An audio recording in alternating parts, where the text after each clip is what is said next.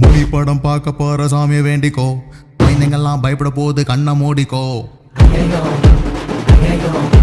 அந்த பேய் இந்த பேய் காட்டுது, முனி பேய் நைட்டு நேரம் காட்டுது.